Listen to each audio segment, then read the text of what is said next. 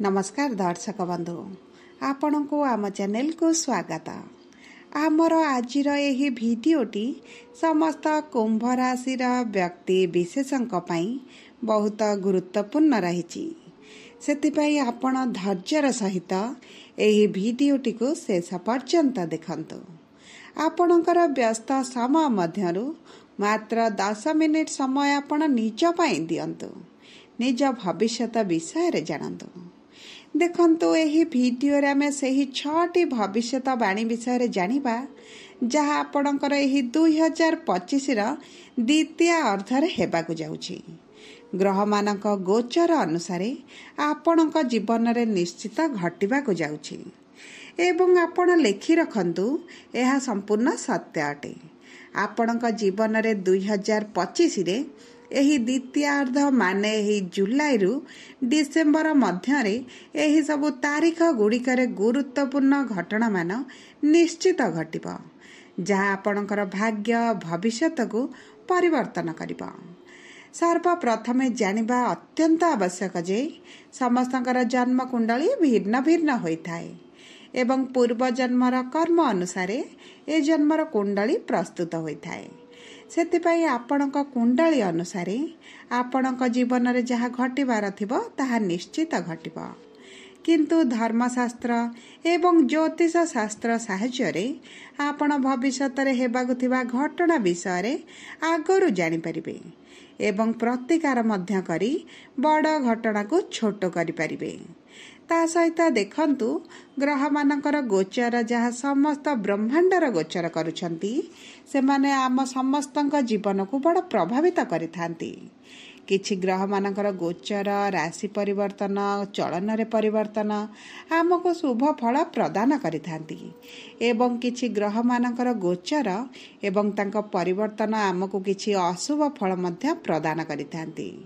सेतिपई एही 2025 रा द्वितीय अर्धटी माने एही जुलाई परे आपणक जीवन रे बड़ बड़ परिवर्तन निश्चित आसीबो। किंतु परिवर्तन खराब ना भल जानिबा पई आपण भिडियोटी को शेष पर्यंत देखंतु। शेष पर्यंत देखिले आपण निश्चित भावरे जानि परिबे कोन रहिछि एही 6टी भविष्यवाणी जहाँ 2025 रे आपणक जीवन रे हेबाकु जाउछि। किंतु भिडियोटी आरंभ करिबा पूर्वरु जदि आपणकर कुंभ राशि होइथाए एवं आपण भी ईश्वर को आंतरिक भक्ति एवं विश्वास करंती तेबे भिडियोटी को लाइक करंतु। कमेंट बॉक्स रे जय जगन्नाथ जय मां लक्ष्मी अवश्य लिखि दियंतु। ता सहित आपणक मन रे जहाँ भी प्रश्न रहिछि जहाँ भी द्वंद्व रहिछि आपण कमेंट बॉक्स रे लिखि जणांतु। आमे आपणक प्रश्नर उत्तर देबा पई यथा संभव प्रयास करिबो। देखंतु विलंब हेले मध्य आपणक प्रश्नर आमे निश्चित उत्तर देबो। ता सहित आपणक पई एही भिडियो रे एक व्हाट्सएप नंबर टिए दिया जाइछि जो नंबर साहाय्य रे आपण आम सह जोगाजोग करी निजर नूतन कुंडली प्रस्तुत करि परिबे कुंडली को विश्लेषण कराई परिबे किंबा आपणकर प्रेम संपर्क चाकरी विवाह एवं व्यवसाय को नै जदि किछि समस्या रहिछि तार समाधान कराई परिबे। सेथिपई आपण भिडियोटी शेष पर्यंत देखंतु एवं व्हाट्सएप नंबर माध्यम रे आम सह जोगाजोग करंतु। एबे आसंतु भिडियोटी को आगको बढ़ाइबा एवं सेही 6टी भविष्यवाणी विषय रे जानिबा जहाँ एही जुलाई मास परठारु आपणक जीवन रे घटिबाकु जाउछि। किंतु आपण ध्यान देई बुझिबार अछि जे केउ क्षेत्र रे एही परिवर्तन घटिबो। आपणकर शिक्षा रे ना कैरियर रे ना प्रेम संपर्क रे ना वैवाहिक संपर्क रे ना आपणक स्वास्थ्य रे। सेतिपई आपण टिके ध्यान देई देखंतु एवं बुझंतु। एबे आसंतु जानिबा आपणक राशि रे नवग्रहकर स्थिति एही जुलाई मास परठारु किभଳି रहिबाकु जाउछि। देखंतु आपणकर राशि रा प्रथम गृह रे राहु द्वितीय गृह रे शनि चतुर्थ गृह रे शुक्र पंचम गृह रे सूर्य एवं गुरु षष्ठ गृह रे बुध एवं सप्तम गृह रे मंगल एवं केतु विराजमान करिसंती जहाँ फल रे सेही गृह गुड़िकरे सेमानकर प्रभाव अधिक रहिबा। तेबे सर्वप्रथम भविष्यवाणी विषय रे जानिबा। देखंतु आपणकर भाग्यर स्वामी हेउचंती शुक्र ଯିଏ ଆପଣଙ୍କର ଚତୁର୍ଥ ଗୃହରେ ବିରାଜମାନ କରିଛନ୍ତି ଏବଂ ଏହି ଚତୁର୍ଥ ଗୃହରେ ଶୁଭ ଫଳ ପ୍ରଦାନ କରିବେ। କିନ୍ତୁ ଯେତେବେଳେ ଅଗଷ୍ଟ ମାସ 22 ତାରିଖରେ ଆପଣଙ୍କର ଷଷ୍ଠ ଗୃହକୁ ଆସିବେ ଏବଂ ସେପ୍ଟେମ୍ବର ପର୍ଯ୍ୟନ୍ତ ରହିବେ, ସେହି ପର୍ଯ୍ୟନ୍ତ ମଧ୍ୟରେ ଆପଣ କୌଣସି ବି ବଡ଼ ଡିସିସନ୍ ନିଅନ୍ତୁ ନାହିଁ, କାରଣ ଆପଣଙ୍କ ଭାଗ୍ୟର ସ୍ୱାମୀ ନୀଚ ସ୍ଥିତିରେ ରହିବେ, ଯେଉଁଠାରେ ଆପଣଙ୍କୁ ଶୁଭ ଫଳ ପ୍ରଦାନ କରିବେ ନାହିଁ। ଆପଣ ଲେଖି ରଖନ୍ତୁ ଯେ 22 ଅଗଷ୍ଟରୁ ସେପ୍ଟେମ୍ବର ମଧ୍ୟରେ କୌଣସି ବି ବଡ଼ କାମ କରନ୍ତୁ ନାହିଁ, ଆପଣ ସେଥିରେ ଶୁଭ ଫଳ ପ୍ରାପ୍ତି କରିବେ ନାହିଁ। କିନ୍ତୁ ଯେତେବେଳେ ସେପ୍ଟେମ୍ବର ପରେ ଆପଣଙ୍କର କେନ୍ଦ୍ରକୁ ଆସିବେ ବା ସପ୍ତମ ଗୃହକୁ ଆସିବେ, ଆପଣଙ୍କୁ ବହୁତ ଅଧିକ ଶୁଭ ଫଳ ପ୍ରଦାନ କରିବେ। କିନ୍ତୁ ଏହି ଗୋଟିଏ ମାସ ବା ଏହି 28 ଦିନ ଆପଣଙ୍କ ପାଇଁ ଟିକେ କ୍ରିଟିକାଲ ସମୟ ରହିବ। ଏହି ସମୟରେ ଆପଣ ଯଦି କୌଣସି ବି ନିଷ୍ପତ୍ତି ନ ନିଅନ୍ତି, ଆପଣଙ୍କୁ ଶୁଭ ଫଳ ପ୍ରାପ୍ତି ହେବ। ଦେଖନ୍ତୁ, ଜ୍ୟୋତିଷ ହେଉଛି ଆପଣଙ୍କ ଜୀବନର ଅଶୁଭ ସମୟ, କେଉଁ ସମୟରେ କ'ଣ କରିବା କଥା, କେଉଁ ସମୟରେ କ'ଣ କରିବା କଥା ନୁହେଁ, ସେହି ସବୁ ବିଷୟରେ ସୂଚନା ଦେବା ପାଇଁ। ସେଥିପାଇଁ ଆପଣ ଯଦି ଏହି ସମୟ ମଧ୍ୟରେ କିଛି କାମକୁ ସ୍ଥଗିତ ରଖିଦିଅନ୍ତି, ତେବେ ଆପଣଙ୍କ ପାଇଁ ବହୁତ ଭଲ ରହିବ। ଏବେ ଆସନ୍ତୁ ଜାଣିବା ଆପଣଙ୍କର ଦ୍ୱିତୀୟ ଭବିଷ୍ୟତବାଣୀ ବିଷୟରେ। ଦେଖନ୍ତୁ, ଆପଣଙ୍କର ପ୍ରଥମ ଗୃହରେ ରାହୁ ବିରାଜମାନ ହୋଇଛନ୍ତି ଏବଂ ରାହୁ ହେଉଛନ୍ତି ଆପଣଙ୍କର ଭ୍ରମ କରିବାର କାରକ ଗ୍ରହ, ମାନେ ଛାୟା ଗ୍ରହ, ଯିଏ ଆପଣଙ୍କ ଚନ୍ଦ୍ରମାଙ୍କ ଉପରେ ରଖି ଆପଣଙ୍କ ମନକୁ ବହୁତ ପ୍ରଭାବିତ କରୁଛନ୍ତି ଏବଂ ରାହୁଙ୍କର ଏହି ପ୍ରଭାବଟି ଆପଣଙ୍କ ବାଣୀ ଉପରେ ମଧ୍ୟ ପ୍ରଭାବ ପକାଇବ। ତା ସହିତ ଆପଣଙ୍କର ଏହି ଜୁଲାଇ ମାସ 13 ତାରିଖରେ ଯେହେତୁ ଶନି ବକ୍ରୀ ହେଉଛନ୍ତି ବା ପ୍ରଥମ ଗୃହକୁ ଗୋଚର କରିବେ, ତେଣୁକରି ଏହି ସମୟ ମଧ୍ୟରେ ଆପଣ ଆପଣଙ୍କ ଜୀବନର କିଛିଟା ପେଣ୍ଡିଂ କାମକୁ ଆପଣ ପୂରଣ କରିବେ। ଏହି ଜୁଲାଇ 13 ତାରିଖରୁ ନଭେମ୍ବର 28 ପର୍ଯ୍ୟନ୍ତ ଶନି ଆପଣଙ୍କର ଦ୍ୱିତୀୟ ଗୃହରେ ବକ୍ରୀ ହେଉଛନ୍ତି। ସେଥିପାଇଁ ଆପଣ ଆପଣଙ୍କ ବାଣୀ ଉପରେ ଟିକେ ଦାୟିତ୍ୱ ନିଅନ୍ତୁ। କିନ୍ତୁ ଦେଖନ୍ତୁ, ଆପଣଙ୍କ ଆର୍ଥିକ ସ୍ଥିତି ପାଇଁ ବହୁତ ଭଲ ସମୟ ରହିବ। ଆପଣ ଏହି ସମୟ ମଧ୍ୟରେ ପଇସା କୌଣସି ନା କୌଣସି କାର୍ଯ୍ୟରେ ଇନଭେଷ୍ଟ କରିବେ। ଆପଣଙ୍କର ଯେଉଁ କାର୍ଯ୍ୟଗୁଡ଼ିକ ପେଣ୍ଡିଂ ଥିଲା, କେଉଁଥିରେ ପଇସା ଇନଭେଷ୍ଟ କରିବା ପାଇଁ ଚିନ୍ତା କରୁଥିଲେ କିନ୍ତୁ କୌଣସି କାରଣବଶତଃ ଆପଣ କରିପାରୁନଥିଲେ, ଏହି ସମୟ ମଧ୍ୟରେ ଆପଣ ଇନଭେଷ୍ଟ କରିପାରନ୍ତି। ଆପଣଙ୍କ ପଇସାର ସଦୁପଯୋଗ କରିବେ ଏବଂ ଦେଖନ୍ତୁ, ଆପଣ ନୂତନ ବ୍ୟବସାୟ ଆରମ୍ଭ କରିପାରନ୍ତି, ଆପଣଙ୍କର ବ୍ୟାଙ୍କରେ FD ମାରିପାରନ୍ତି, ଫିକ୍ସ ରଖିପାରନ୍ତି, କିମ୍ବା ଦେଖନ୍ତୁ ଯେକୌଣସି ଉପାୟରେ ଆପଣ ପଇସାକୁ ଦ୍ୱିଗୁଣିତ କରିବା ପାଇଁ ଚିନ୍ତା କରିବେ। ଏହି ସମୟ ସୀମା ମଧ୍ୟରେ ଆପଣଙ୍କ ଜୀବନରେ ଶୁଭ ପରିବର୍ତ୍ତନ ନିଶ୍ଚିତ ଦେଖିବେ। ସବୁ ପରେ ଦେଖନ୍ତୁ ଆପଣଙ୍କ କୁଣ୍ଡଳୀରେ ଶନିଙ୍କ ସ୍ଥିତି କିଭଳି ରହିଛି, କାରଣ ଶନିଙ୍କର ଏହି ଦ୍ୱିତୀୟ ଆର୍ଦ୍ଧର ମହାପରିବର୍ତ୍ତନଟି ଆପଣଙ୍କ ଭାଗ୍ୟକୁ ନିଶ୍ଚିତ ଭାବରେ ପରିବର୍ତ୍ତନ କରିବ। ଏବେ ଆସନ୍ତୁ ଜାଣିବା ତୃତୀୟ ଭବିଷ୍ୟତବାଣୀ ବିଷୟରେ। ଦେଖନ୍ତୁ, ଗୁରୁ ଆପଣଙ୍କର ପଞ୍ଚମ ଗୃହରେ ଏବଂ ସୂର୍ଯ୍ୟଙ୍କ ସହିତ ଏହି ଜୁଲାଇ ମାସରୁ ବିରାଜମାନ କରିଛନ୍ତି ଏବଂ ସମ୍ପୂର୍ଣ୍ଣ ବର୍ଷଟି ଆପଣଙ୍କର ଏହି ପଞ୍ଚମ ଗୃହରେ ରହିବେ। ଏହାର ଅର୍ଥ ହେଲା କୁମ୍ଭ ରାଶିର ଲୋକମାନଙ୍କର ସନ୍ତାନ ପ୍ରାପ୍ତିରେ ବହୁତ ଭଲ ସମୟ ରହୁଛି। ଆପଣମାନେ ସନ୍ତାନ ପ୍ରାପ୍ତି ପାଇଁ ଚେଷ୍ଟା କରୁଥିଲେ, ଆପଣଙ୍କୁ ଏହି ଦ୍ୱିତୀୟ ଅର୍ଦ୍ଧ ମଧ୍ୟରେ ନିଶ୍ଚିତ ସନ୍ତାନ ପ୍ରାପ୍ତିର ଶୁଭ ଖବର ମିଳିଯିବ। ଗୋଟେ କଥା ମନେ ରଖନ୍ତୁ ଯେ ଆପଣ ଯଦି ସନ୍ତାନ ପ୍ରାପ୍ତିରେ କିଛି ସମସ୍ୟା ଦେଖୁଛନ୍ତି, ଆପଣ ଡାକ୍ତରଙ୍କ ସହ ପରାମର୍ଶ କରନ୍ତୁ, କାରଣ ଆପଣଙ୍କର ସନ୍ତାନ ଯୋଗ ବହୁତ ଭଲ ରହିଛି। କେବଳ ଆପଣଙ୍କ କର୍ମ ସାଥ ଦେଲେ ଆପଣ ନିଶ୍ଚିତ ସନ୍ତାନ ସୁଖ ପ୍ରାପ୍ତ କରିବେ। ତା ସହିତ ଗୁରୁ ଆପଣଙ୍କର ପଞ୍ଚମ ଗୃହରେ ବସି ଆପଣଙ୍କର ନବମ ଗୃହକୁ ଦୃଷ୍ଟି ଦେଉଛନ୍ତି। ସେଥିପାଇଁ ଆପଣ ଯଦି ବିଦ୍ୟାର୍ଥୀ ଅଛନ୍ତି ଏବଂ ଉଚ୍ଚଶିକ୍ଷା କରିବା ପାଇଁ ଚାହୁଁଛନ୍ତି, ତେବେ ଆପଣଙ୍କ ପାଇଁ ମଧ୍ୟ ବହୁତ ଭଲ ସମୟ ରହିଛି।